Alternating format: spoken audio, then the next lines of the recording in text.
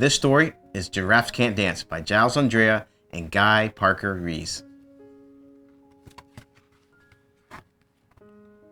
Gerald was a tall giraffe whose neck was long and slim, but his knees were awfully crooked and his legs were rather thin. He was very good at standing still and munching shoots off trees, but when he tried to run around, he buckled at the knees.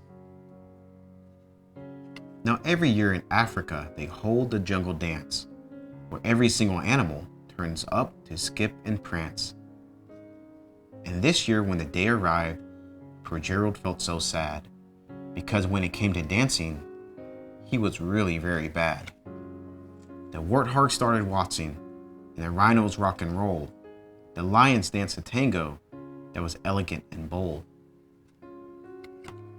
The chimps all did a cha-cha with a very Latin feel, and 8 baboons then teamed up for a splendid Scottish reel.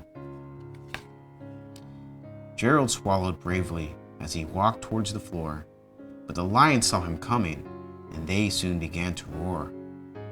"Hey look, it's clumsy Gerald," the animals all sneered. "Giraffes can't dance, you silly fool. Oh Gerald, you're so weird."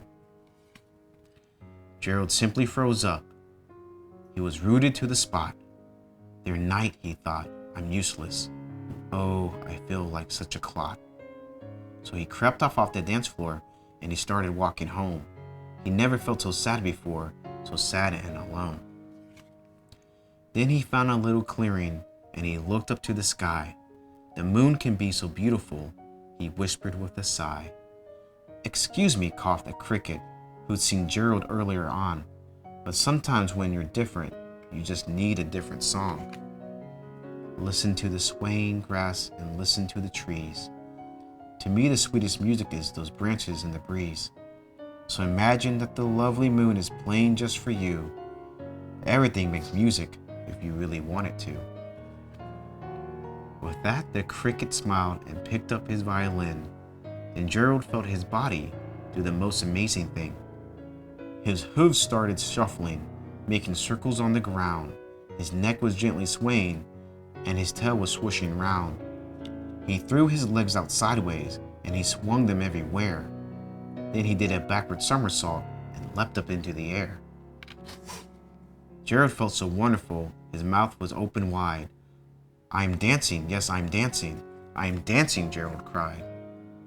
And then one by one each animal who'd been there at the dance arrived while Gerald boogied and watched him, quite entranced.